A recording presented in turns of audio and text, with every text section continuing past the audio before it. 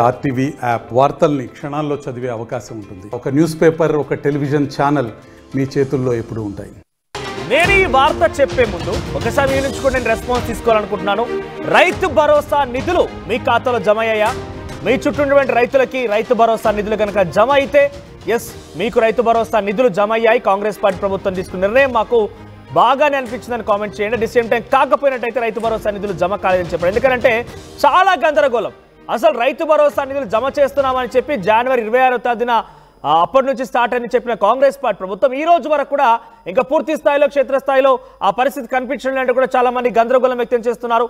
ఇప్పటి వరకు కేవలం 3 ఎకరాల లోపు రైతులకు మాత్రమే రైతు భరోసా నిధులు జమ అయినట్టుగా తెలుస్తోంది. జనవరి 26 నుంచి ఇప్పటి వరకు కేవలం 3,000 కోట్లు మాత్రమే పంపిణీ చేశారు. సుమారుగా 7,500 కోట్ల రూపాయలు విడతల వారీగా గత ప్రభుత్వంలో జారీ చేయాల్సి వస్తే కొన్ని కట్టింగ్లు పోగా అటు ఇటుగా 8,000 కోట్ల రూపాయల వరకు ఖర్చు అవుతుందని చెప్పి కాంగ్రెస్ పార్టీ ప్రభుత్వం భావించింది. సో 8,000 కోట్ల రూపాయల నుంచి కేవలం ఇప్పటివరకు 3,000 కోట్లు మాత్రమే జమ అయ్యాయి. అంటే ఎంతమందికి జమ అయ్యాయి అనేది కొంత ఆందోళనే, కొంత ఆశ్చర్యం, కొంత అనుమానం కూడా ఉంది.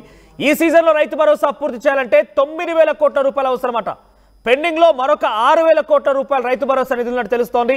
ఆర్థిక శాఖ ఖజానా నుంచి ఇప్పటికే 10,000 కోట్ల రూపాయలు ఉన్నా విడుదల కాని పరిస్థితి.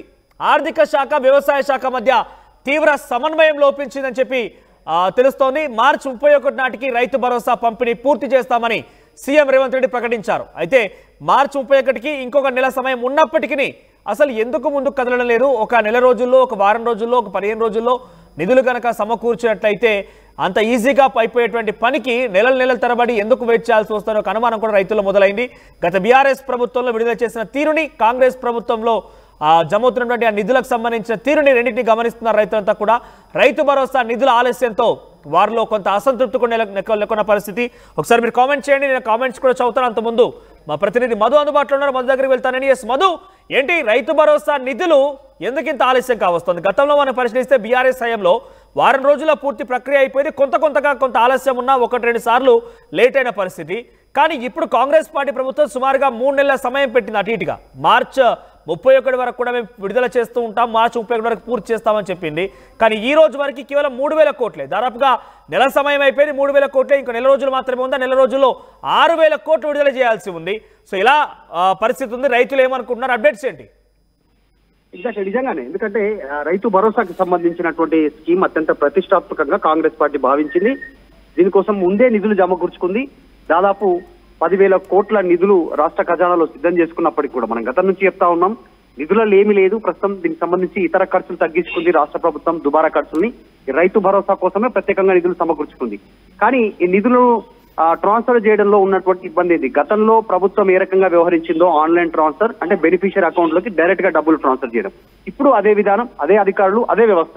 ఎందుకు లేట్ అవుతుంది అనేటువంటిది బిగ్ క్వశ్చన్ రైజ్ అవుతా ఉంది. జనవరి 26న ప్రారంభించినటువంటి స్కీము మార్చి 31 డెడ్ లైన్ పెట్టుకున్నారు.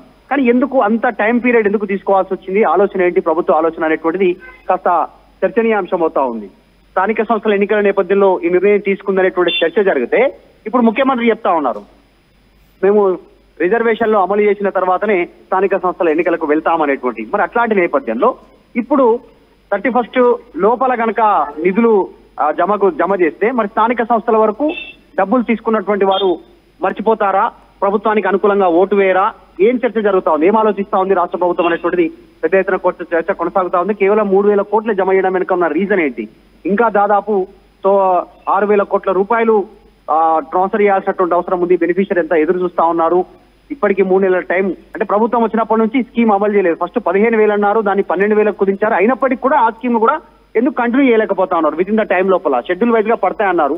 3 ఎకరాల వరకే పడ్డాయి. మిగతా వారు ఎందుకు పడట్లేదు? మిగతా వారికి 4 ఎకరాలు, 5 ఎకరాలు, 6.5 ఎకరాల వారికి ఎక్కువ మంది ఉన్నటువంటి పరిస్థితి. వాళ్ళంతా కూడా 5.5 ఎకరాలు, 6 ఎకరాల లోపలనే 90% మంది రైతులు ఉన్నారనేటువంటి ప్రభుత్వం చెప్పే ప్రయత్నం చేసింది. మరి వారి కోసం ఎందుకు ఆపుతా ఉంది నిధులను అనేటువంటిది చర్చనీయాంశం అవుతా ఉంది. క్షేత్రస్థాయిలో రైతుల నుంచి వ్యతిరేకత వస్తుంది. మరి 31 వరకు కనీసం దీన్ని కంప్లీట్ చేసే అవకాశం ఉందా, ఇంకా పొడిగించే అవకాశం ఉందా అనేటువంటి చర్చ రైతుల్లో పెద్ద ఎత్తున కొనసాగుతా ఉంది. ఈ ఆలస్యంతో రైతులు కాస్త ఆందోళన చెందుతున్నట్టు కనిపిస్తా ఉంది క్షేత్రస్థాయిలో. మనొచ్చి అంటే ఏంటి సమన్వయం లోపమా, లేదంటే ఏం కాదు ప్రజలు అనుమతిస్తున్నారు, ప్రజలు అంగీకారంతో ఉన్నారు కాబట్టి ఏం కాదు లేని కాంగ్రెస్ పార్టీ అలసత్వం అనుకోవాలా? ఎందుకు అంటే అన్ని రకాల సమకూరినప్పటికీ ఆలస్యానికి గల కారణం ఏంటి?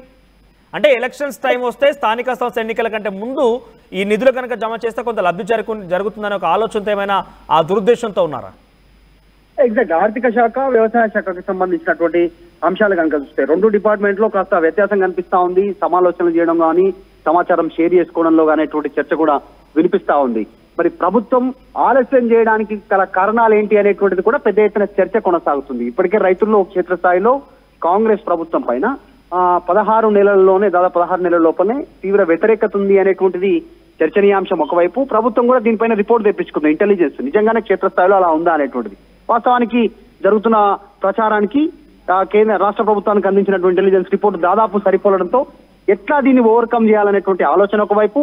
ఇప్పుడు ఆల్రెడీ హామీ ఇచ్చారు 31 వరకు. ఆల్రెడీ ఇది ఫిబ్రవరి అయిపోయింది, ఈ రోజు 27, రేపు 28 ఫిబ్రవరి కంప్లీట్ అవుతుంది. కేవలం ఒక్క నెల 31 రోజుల వ్యవధిలోనే మరి 6,000 కోట్లు బెనిఫిషియర్ అకౌంట్ లో పడే అవకాశం ఉందా, లేకుంటే ఆ నిధులను నిజంగానే గత ప్రభుత్వం గత పాలకులు విమర్శలు చేస్తున్నట్టు దీన్ని ఇతర వాటికి ఉపయోగిస్తున్నారా ఈ నిధులను అనేటువంటి చర్చ కూడా కొనసాగుతా ఉంది. చూడాలి రాష్ట్ర ప్రభుత్వం ఎలాంటి నిర్ణయం తీసుకుంటుందో.